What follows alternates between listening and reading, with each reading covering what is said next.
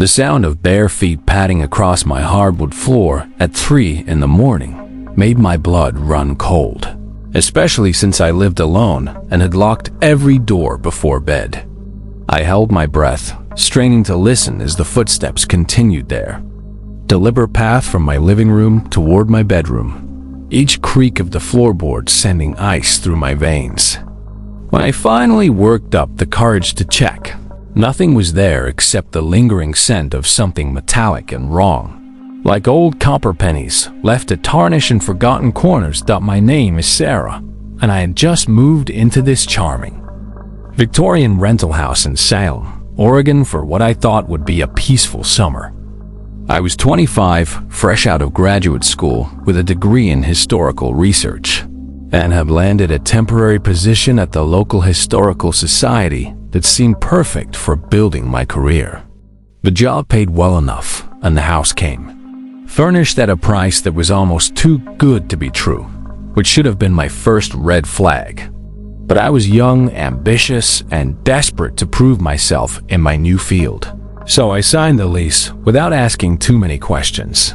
The house itself was a stunning example of Victorian architecture, built in 1894 and meticulously maintained over the decades. It sat on a quiet tree-lined street called Maple Avenue, where ancient maple trees formed such a thick canopy overhead that even during the brightest summer days, shadows danced across the windows in patterns that made me constantly glance over my shoulder. The exterior was painted a deep forest green with cream-colored trim, and a wraparound porch complete with ornate gingerbread detailing gave it the kind of charm you see in magazines about historic homes. Inside, the house maintained much of its original character and grandeur. The entryway opened into a spacious foyer with 12-foot ceilings and ornate crown molding that had been painstakingly restored to its original glory.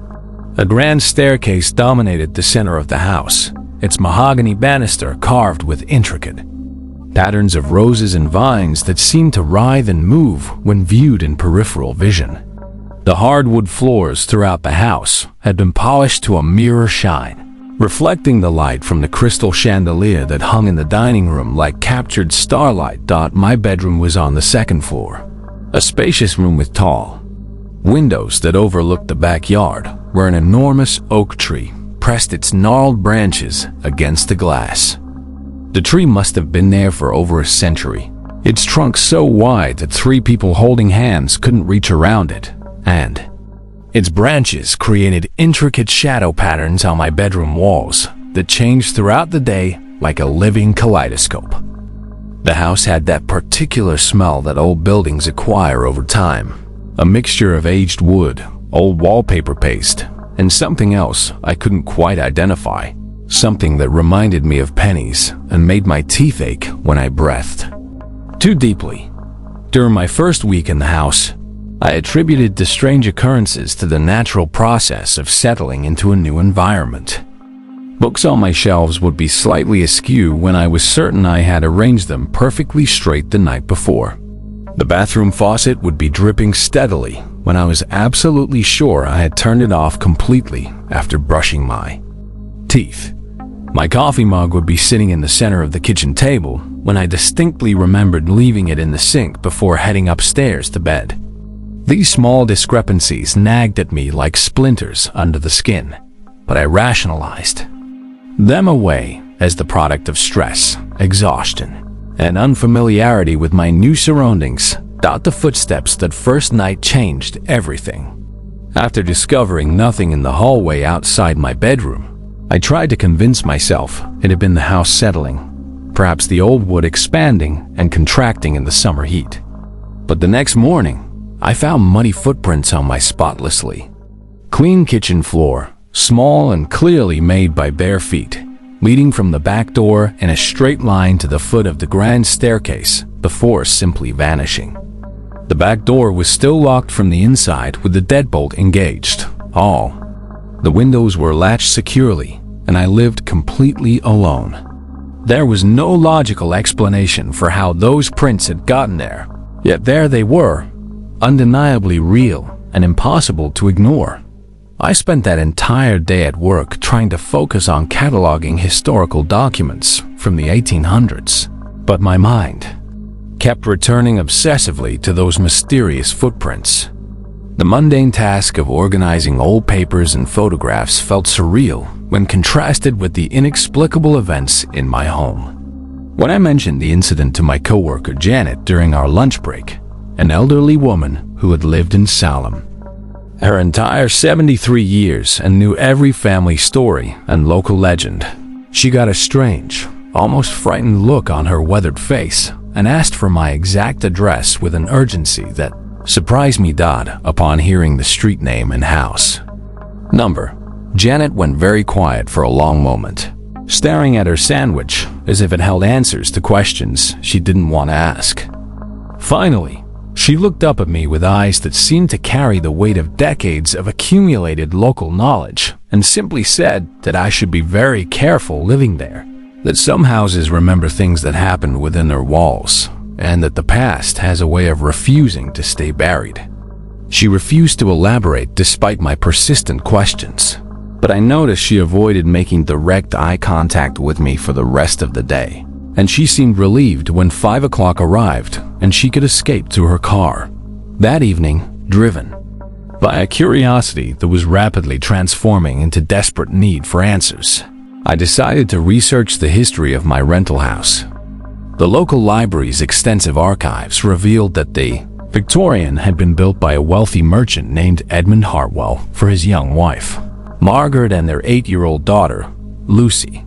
Edmund had made his fortune importing goods from the Far East, and he had spared no expense in creating what the local newspaper of the time described as a palace fit for his beloved family.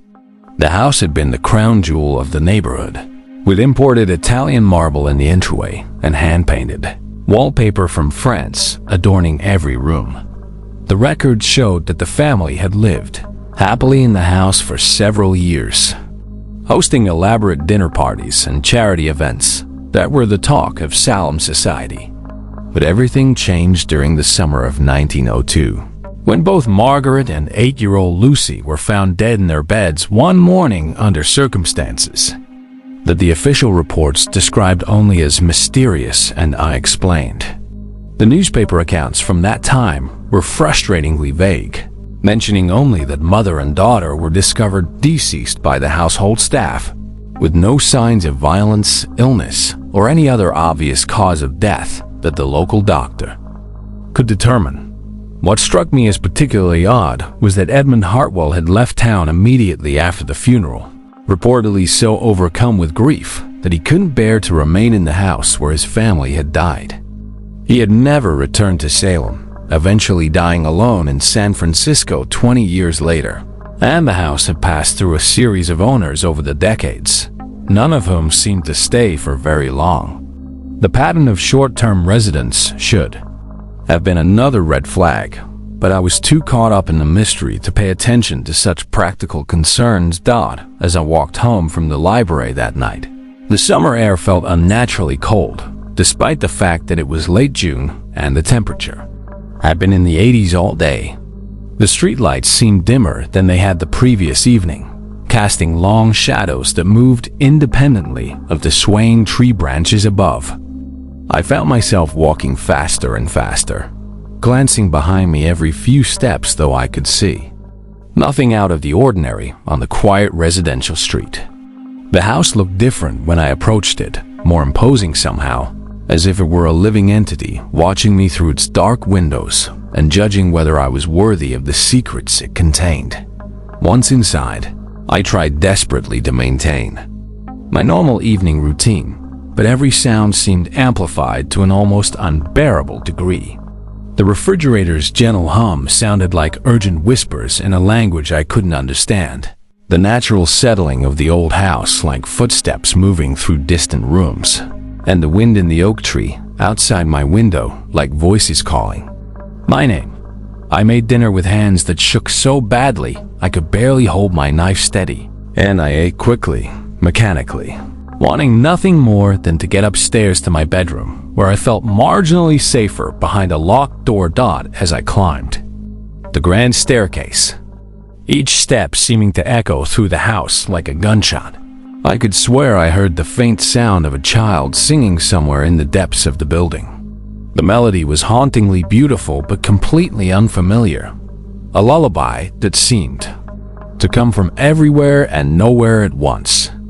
I paused on the landing, straining my ears to identify the source of the music, but it was impossible to pinpoint where it was coming from. The sound seemed to emanate from the walls themselves, as if the house were singing to itself in a voice only I could hear. In my bedroom, I tried to read a book about local history that I had checked out from the library, but the words blurred together as my attention was constantly drawn to the myriad sounds of the house around me. The oak tree's branches scraped against my window with increasing persistence, as if something were deliberately trying to get my attention or gain entry to my room. When I finally looked up from my book, my heart nearly stopped. There, on the inside of the window glass, was a small handprint at exactly the height an 8-year-old child might reach. If she were standing on her tiptoes trying to peer out into the night, my breath caught in my throat as I realized with growing horror that the print was on the inside of the window, which meant that someone or something had been in my bedroom while I was downstairs. But that was impossible. I had been in the house the entire evening, and I would have heard anyone coming up the stairs. The handprint was perfectly formed, showing the delicate lines and whorls of a child's palm and fingers. But there was something wrong with it, something that made my skin crawl, even as I couldn't identify exactly what disturbed me so much about it. I spent most of that night sitting upright in my bed, every nerve ending on high alert, waiting for something to happen while simultaneously hoping that nothing would.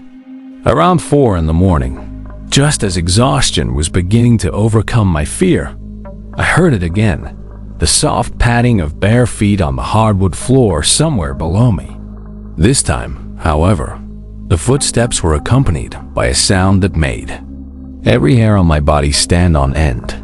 The gentle humming of a lullaby in a voice so sweet and innocent it could have belonged to an angel. But there was something fundamentally wrong with the melody that spoke of sadness so profound it seemed to seep through the floorboards and settle into my very bones. The humming grew steadily closer, and I realized with mounting terror that it was coming up the stairs, each note corresponding perfectly with the creak of the old wooden steps under invisible feet. The ascent seemed to take forever, each footfall deliberate and measured, as if whoever was making the sound had all the time in the world and was in no hurry to reach their destination. I pulled my blankets up to my chin like a child afraid of monsters and held my breath, praying desperately to whatever powers might be listening that whatever was making that ethereal, heartbreaking sound would pass by my door and continue on to some other part of the house. But the humming stopped directly outside my bedroom door, and in the profound silence that followed, I could hear the soft, steady sound of breathing that definitely wasn't my own. My door handle turned with agonizing slowness, the old brass mechanism creaking in protest as it moved. I wanted to scream, to run, to do anything but lie there paralyzed with a fear so complete it seemed to have replaced my blood with ice water. But my body refused to obey my desperate mental commands. The door opened just a crack, perhaps 6 inches, and through that narrow gap I saw something that made my heart stop beating for what felt like an eternity. A small figure in a white nightgown stood in the hallway just outside my room, her face completely obscured by long dark hair that hung like a curtain, swaying gently as if moved by a breeze I couldn't feel. She was exactly the right size to leave those small footprints I had found in my kitchen, exactly the right height to reach that handprint on my window, and exactly what an 8-year-old girl from the early 1900s might look like if she had died in this house and never left. The figure stood motionless for what felt like hours, but was probably only moments. And then the door slowly closed again with the same deliberate care with which it had opened.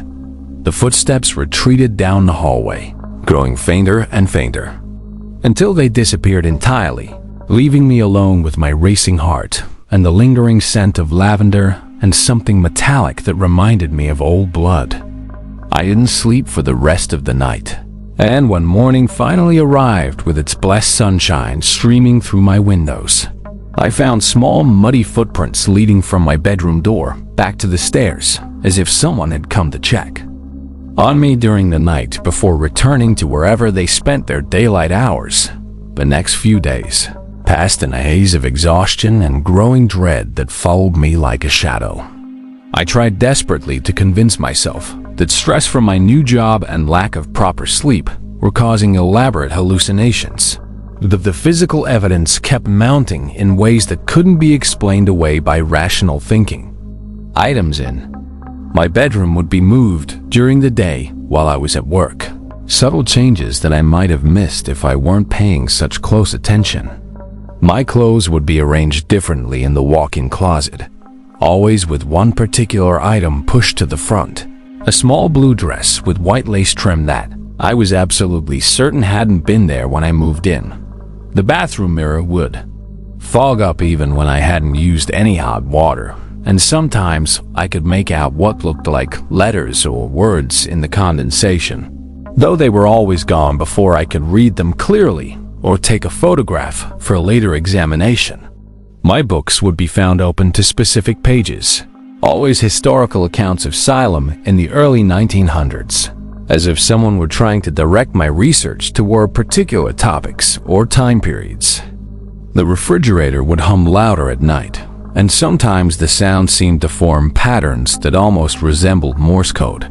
Though I couldn't decipher any meaning from the rhythmic pulses at work, I threw myself into researching the Hartwell family with an intensity that bordered on obsession, desperate to understand what was happening in my house and why I seemed to be the focus of supernatural attention. I discovered that Lucy Hartwell had been a precocious and intelligent child, known throughout Salem society for her love of singing and her habit of wandering the house at night when she couldn't sleep. Her parents had apparently indulged this behavior, finding it charming rather than concerning, never imagining that it might somehow be connected to the tragedy that would eventually befall their family. The local newspaper archives contained several small mentions of Lucy being found sleepwalking in the weeks leading up to her death, always heading toward her parents' bedroom as if seeking comfort from some unnamed fear that plagued her dreams. Neighbors had reported seeing lights moving through the Hartwell house at all hours of the night, and there were whispered concerns about Margaret's mental state in the months before her death. Some accounts suggested that she had become increasingly paranoid and fearful, claiming that someone was watching the house and that she and Lucy were in danger, though her husband Edmund dismissed these fears as the product of an overactive imagination. The more I learned about Lucy and her family, the more the incidents in my house began to make a terrible kind of sense, though that understanding brought absolutely no comfort or peace of mind. The child who had died in this house over a century ago seemed to be trying desperately to communicate with me, but I had no idea what she wanted, what message she was trying to convey, or how I might be able to help her find whatever peace had been denied to her for so long. The thought that I was sharing my living space with the spirit of a dead child should have sent me running back to my parents' house without a backward glance, but something kept me rooted in place, a mixture of scientific curiosity and a growing sense that Lucy needed something specific from me. That night, I decided to try a different approach. Instead of cowering in my bedroom when the supernatural activity began, I prepared carefully, gathering a notepad and several pens, a digital voice recorder I had used for interviews during graduate school, and a small flashlight in case the house's electricity decided to fail at a crucial moment. When the familiar sound of bare feet on hardwood floors began around midnight, I quietly opened my bedroom door and stepped into the hallway, my heart hammering against my ribs but my resolve firm. The small figure was there, standing at the top of the grand staircase. In her white nightgown, her face still hidden by that curtain of dark hair that seemed to move with a life of its own. For a long moment, we simply stood there looking at each other across the dimly lit hallway, and I felt an overwhelming wave of sadness wash over me, so intense and profound that it brought tears to my eyes and made my chest ache with sympathetic pain. This wasn't the malevolent presence I had feared, but rather a child lost and alone, trapped between worlds and desperate for someone to acknowledge her existence and understand her plight. "Lucy?" I whispered, my voice barely audible in the quiet house, but the name seemed to hang in the air like a physical thing. The figure turned toward me at the sound, and for just an instant, I caught a glimpse of her face beneath that veil of hair. She was heartbreakingly beautiful, with large dark eyes that held a wisdom and sadness no 8-year-old should ever possess. Delicate features that would have grown into stunning beauty if she had been allowed to live, and skin so pale it seemed almost translucent. But there was something profoundly wrong with her expression, something that spoke of terror and confusion and a desperate need for help that had gone unanswered for over 100 years. She opened her mouth as if to speak, and I leaned forward eagerly, hoping to finally hear the words she had been trying to say, but no sound emerged from her lips. Instead, she simply faded away like morning mist touched by sunlight, leaving only the lingering scent of lavender and that metallic smell I had come to associate with her presence. But this time, instead of feeling frightened by the encounter, I felt a deep sadness for this child who seemed trapped in the house where she had died, unable to rest or move on to whatever came next, forever 8 years old and forever seeking something she couldn't quite grasp. I stood in that hallway for a long time after she disappeared, my heart still racing, but no longer from fear. Instead, I felt a profound empathy for Lucy's situation and a growing determination to help her if I possibly could.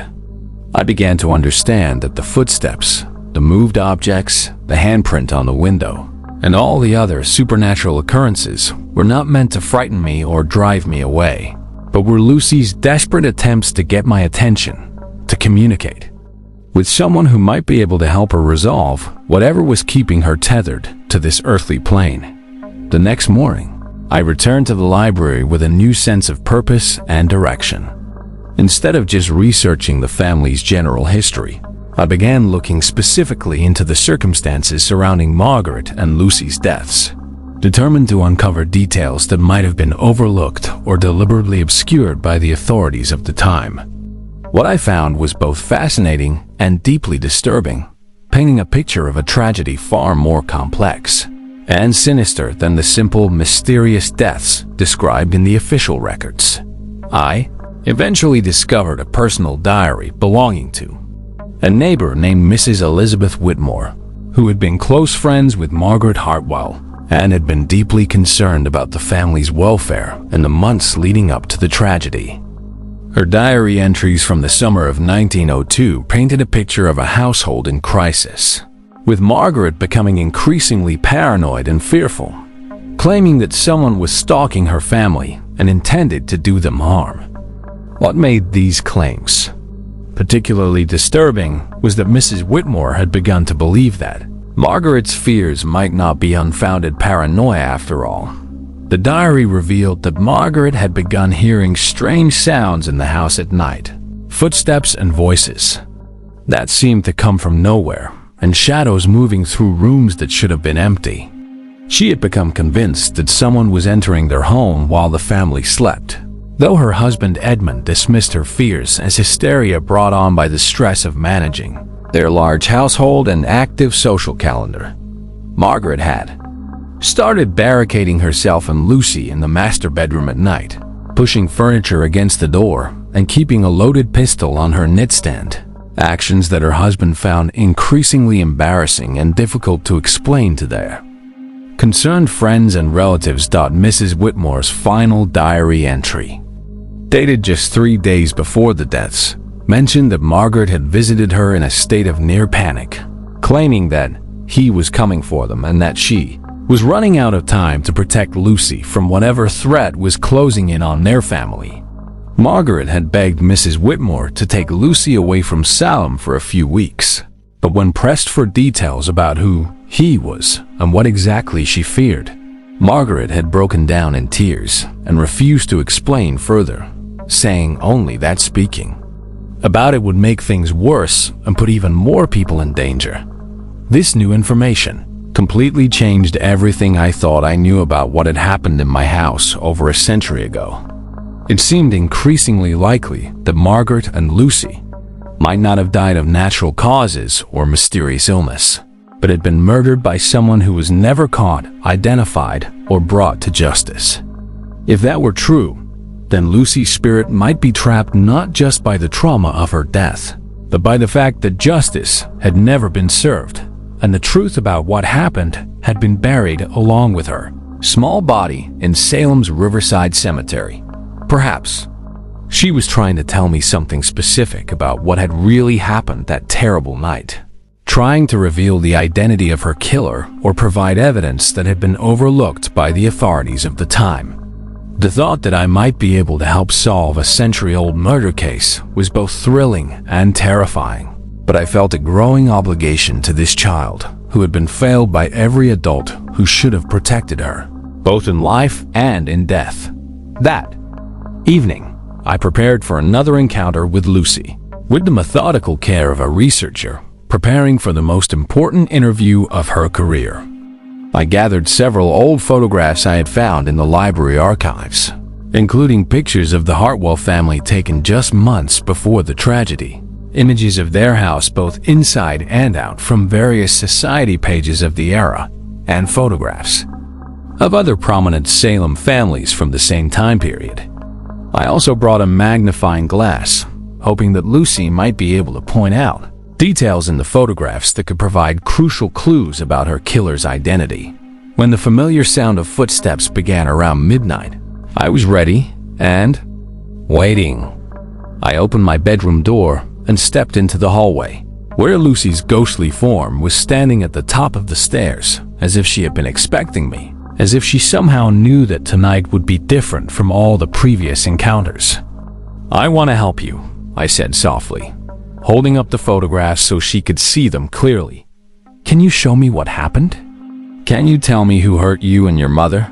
Lucy's form became more solid and defined at my words, more real and present than I had ever seen her before. For the first time, I could see her clearly and completely, and the sight took my breath away. She was indeed beautiful, with the pale skin and delicate features that were fashionable in Victorian times. But her eyes held a terror and sadness that made my heart ache with sympathetic pain. She was wearing a white cotton nightgown that would have been typical sleepwear for a child of her era, and her long dark hair was braided in two neat plaits, tied with blue ribbons that somehow remained perfectly intact despite the decades that had passed since her death. She looked at the photographs with intense interest, studying each one carefully, as if searching for something specific among the faces and scenes captured by the primitive cameras of the early 1900s. When she came to a particular photograph showing a large group of Salem's most prominent citizens at a charity gala, her reaction was immediate and dramatic.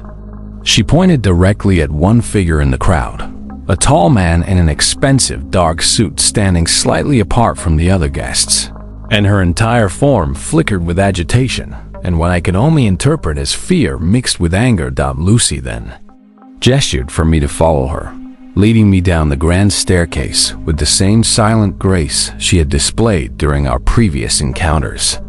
She moved through the house with the confidence of someone who knew every room, every hallway, every secret corner, guiding me to places I had never thought to explore during my brief residence there.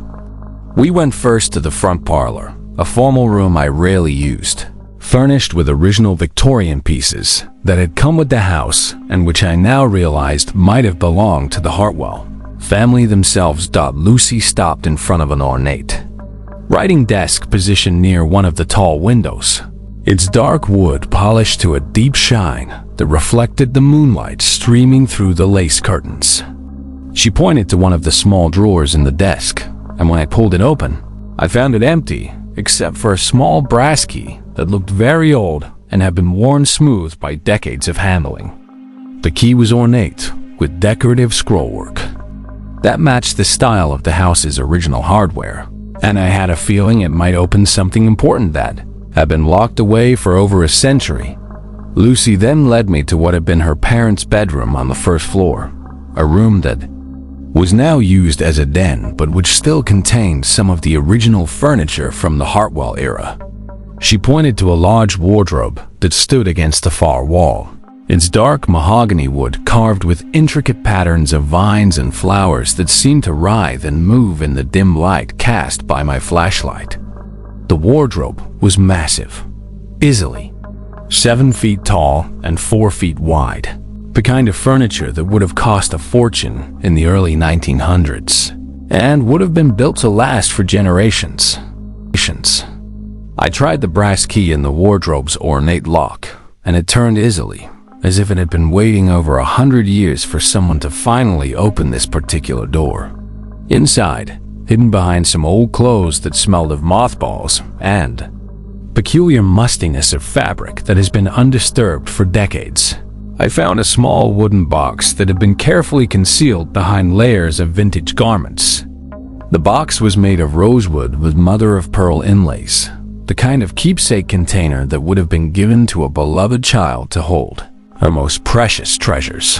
The box contained items that clearly belonged to Lucy, a collection of the small treasures that any 8-year-old might accumulate and hide away from adult eyes.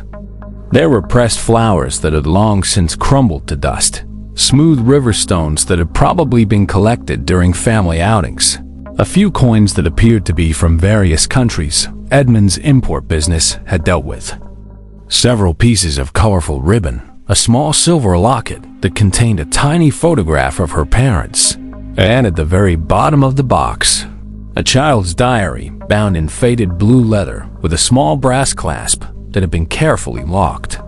Lucy's ghostly form flickered with intense excitement as I lifted the diary from the box, and I understood immediately that this was what she had been trying to show me all along, the key to understanding what had happened to her family and why she remained trapped in this house, unable to find peace.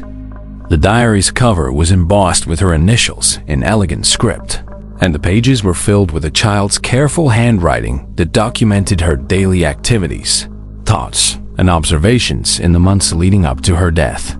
Most of the early entries were delightfully innocent, filled with the kind of observations and concerns that would occupy any normal 8-year-old girl living a privileged life in turn of the century Salem. She wrote about her lessons with her governess, her favorite dolls, and the elaborate tea parties she held for them, the games she played in the extensive gardens behind the house, and her excitement about the various social events her parents hosted in their elegant home. Her writing revealed an intelligent, curious child with a love of learning and a keen eye for the details of the adult world around her dot.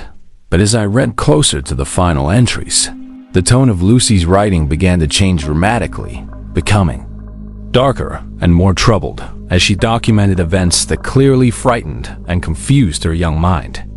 She wrote about a man who had been coming to visit her mother with increasing frequency, someone her father didn't know about, and who always came when Edmund was away on business trips. This mysterious visitor frightened Lucy deeply, and she wrote about hiding in various parts of the house when he arrived, listening to conversations she didn't fully understand but which always left her mother crying after the man departed. Lucy described this man as tall and well-dressed, with dark hair and eyes that reminded her of the cold depths of winter ponds. She noted that he spoke with an educated accent and seemed to know a great deal about her father's business affairs, information that he used to make demands that left her mother increasingly agitated and fearful. The child had clearly sensed that this man posed some kind of threat to her family's security and happiness, though she was too young to fully comprehend the nature of that danger or know how to seek help from the adults who should have been protecting her. The entries from the final week of Lucy's life were written in increasingly shaky handwriting that suggested the child was terrified by what she was witnessing in her own home. She wrote about overhearing heated arguments between her mother and the mysterious visitor, conversations filled with threats and demands that she didn't understand but which left her mother pale and trembling for hours afterward.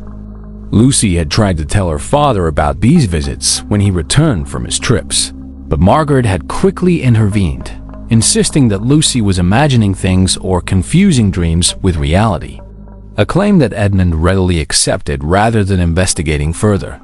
The final entry in the diary, dated just one day before Lucy's death, was written in handwriting so shaky it was barely legible. The words of a child who had realized that something terrible was about to happen but had no power to prevent it. She wrote that the man had come to the house again that afternoon, and this time she had crept close enough to hear his exact words. He had told her mother that he was tired of waiting for what he was owed, that Edmund's debts to him had gone unpaid for too long, and that if Margaret didn't convince her husband to sell the import business and turn over the proceeds, there would be serious consequences for the entire family. Lucy had overheard her mother pleading with the man, promising to find another way to satisfy his demands. But he had laughed coldly and said that the time for negotiations had passed.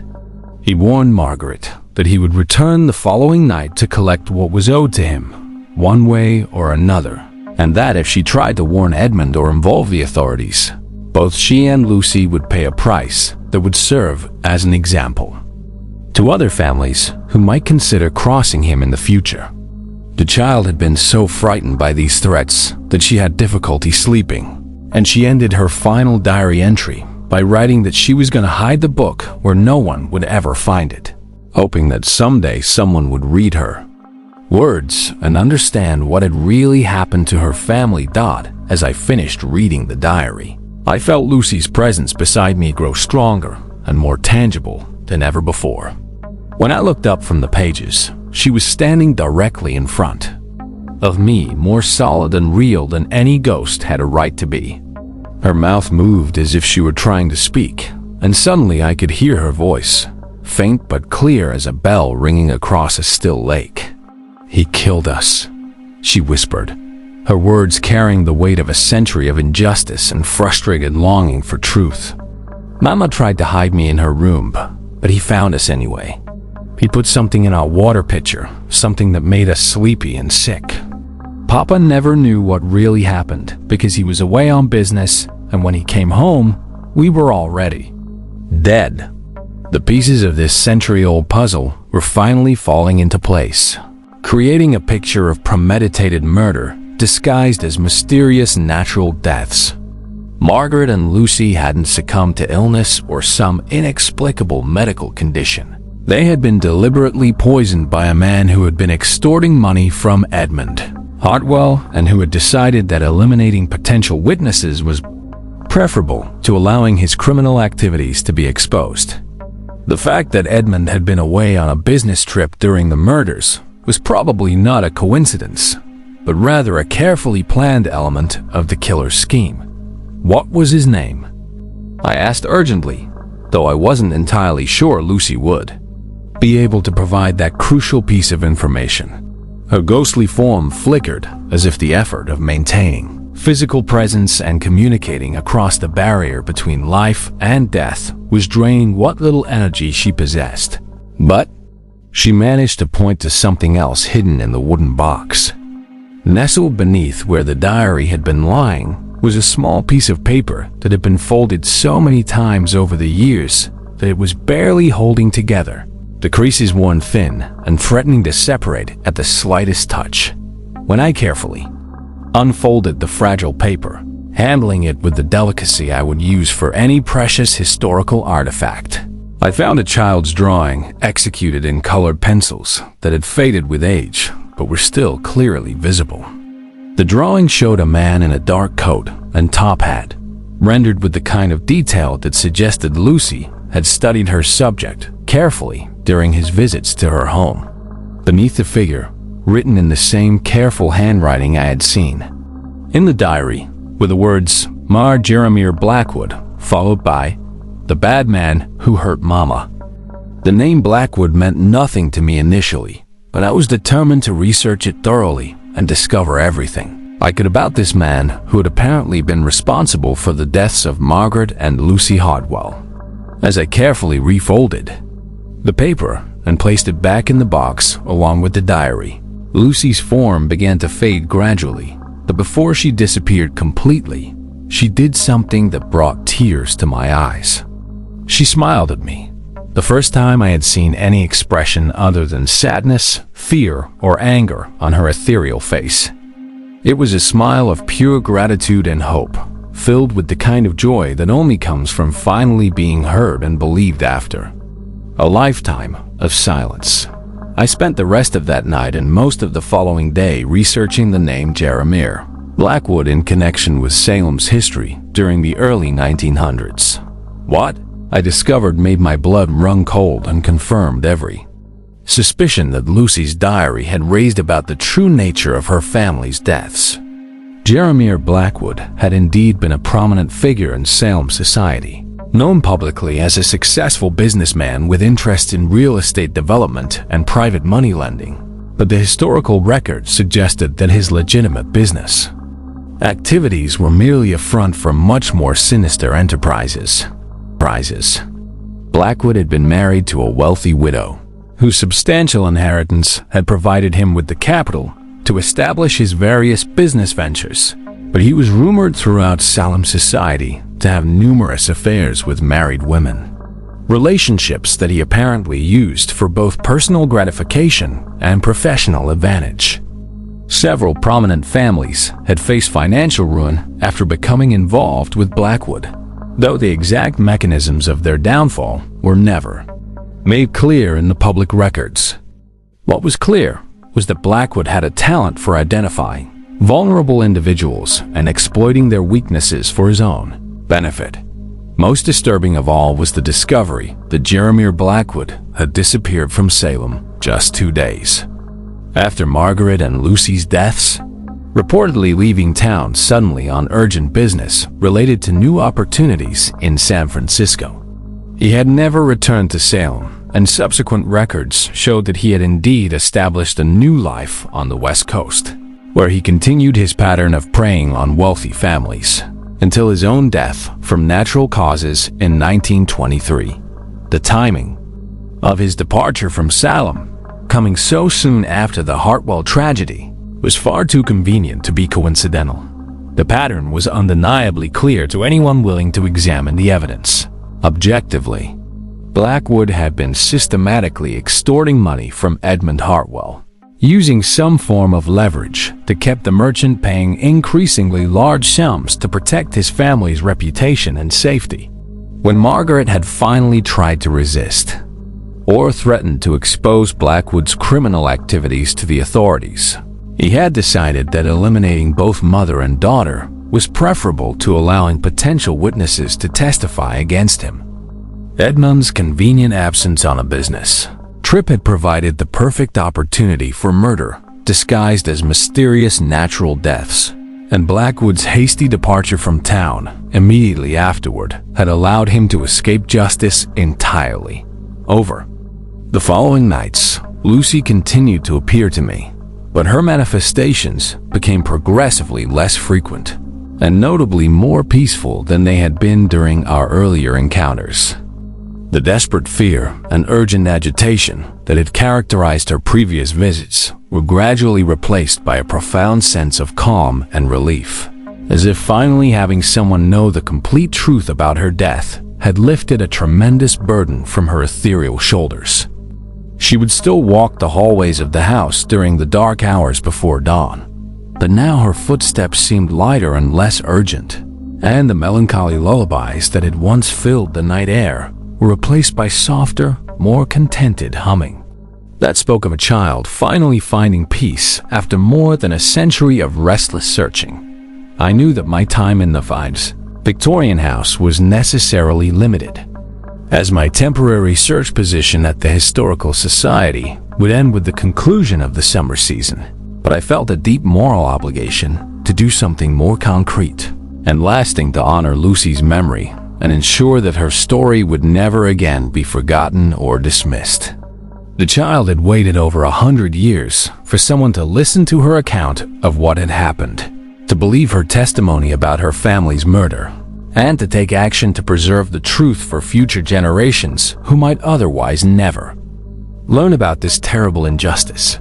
I contacted the director of the local historical society and requested a private meeting to share my research about the Hartwell family murders and the evidence I had uncovered regarding Jeremiah Blackwood's guilt in their deaths.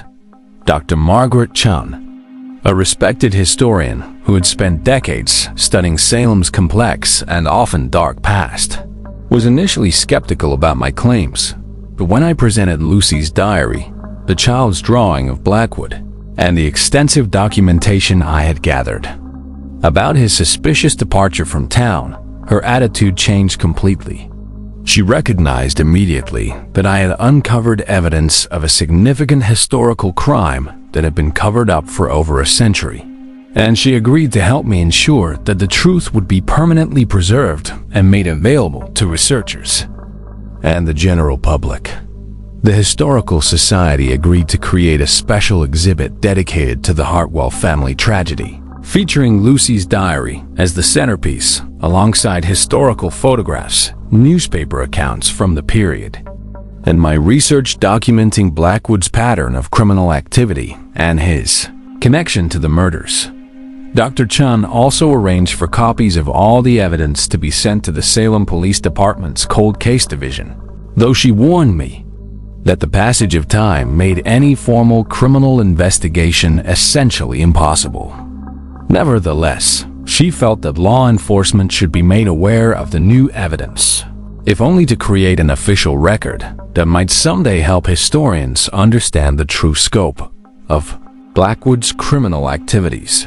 On my final night in the house, as I packed my belongings and prepared to return to my previous life, Lucy appeared to me one last time in a manifestation that was completely different from all our previous encounters.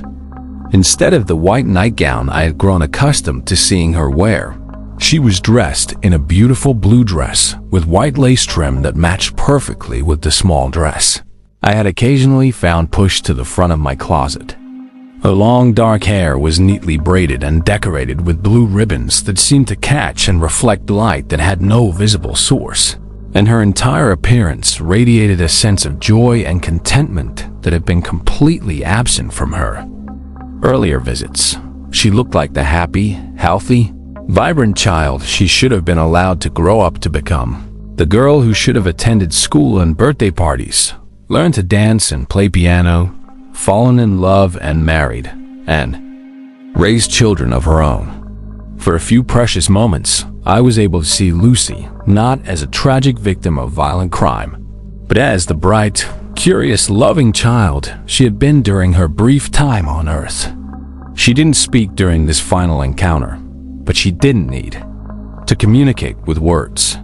Her radiant smile told me everything I needed to know about her current state of mind and her gratitude for everything I had done to help her find peace.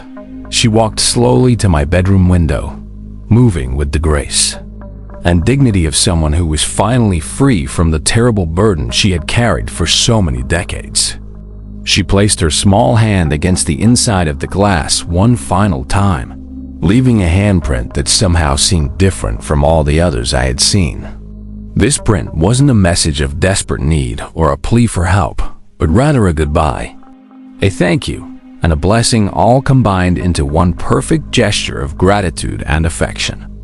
As I watched with tears streaming down my face, her form grew brighter and more translucent until she simply faded away like sunlight dissolving morning fog, leaving behind only the lingering scent of lavender and the profound sense that something beautiful and tragic had finally found its proper resolution.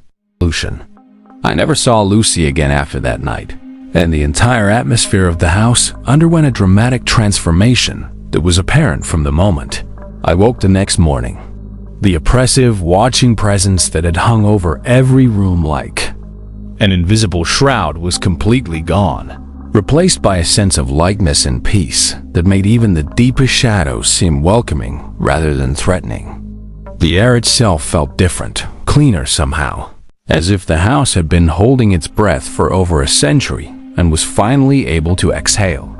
As I carried my suitcases to my car and prepared to leave Salem forever, I felt profound gratitude for the strange and wonderful experience I had been privileged to share with Lucy's spirit.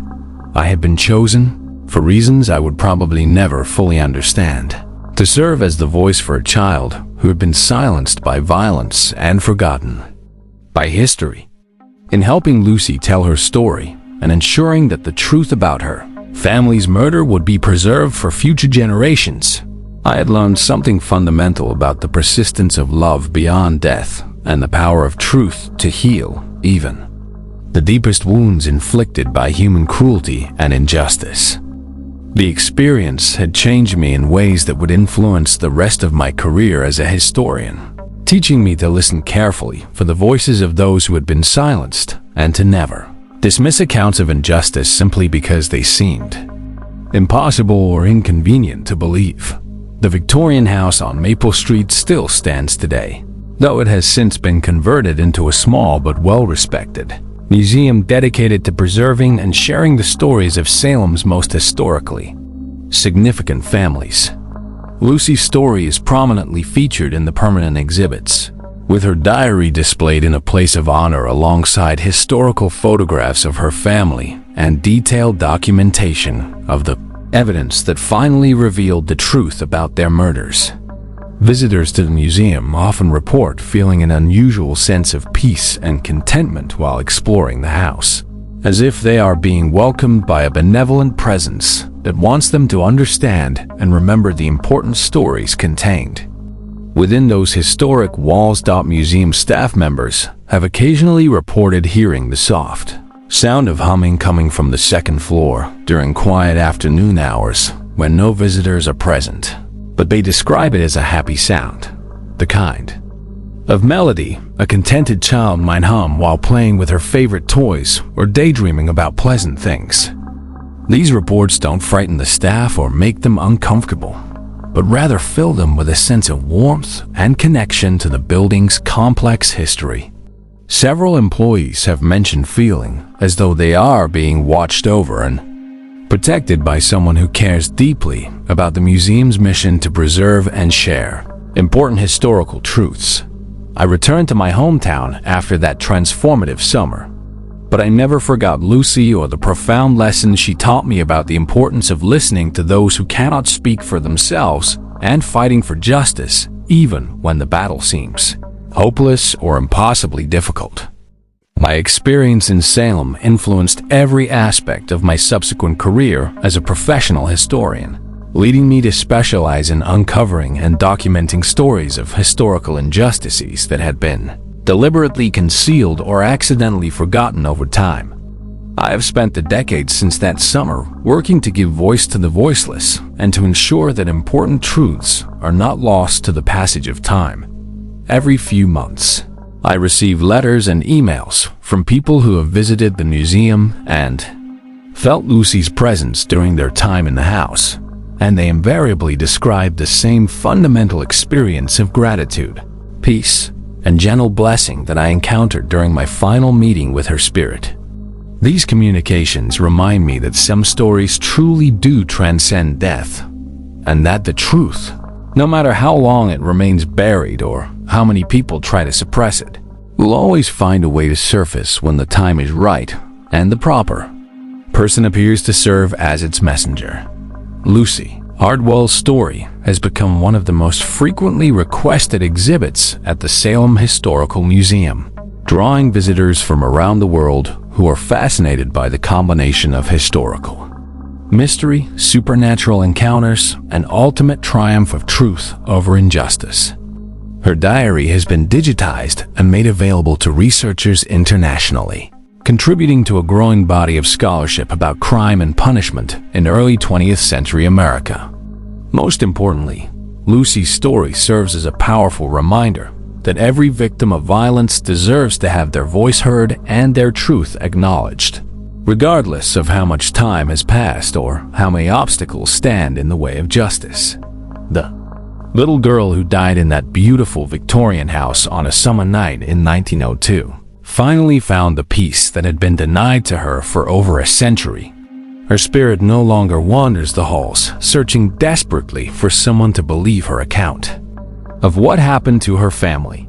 Instead, she rests peacefully, knowing that her story has been told, her truth has been preserved, and her memory will continue to touch the lives of people she will never meet, but who will carry a piece of her story with them forever, in death.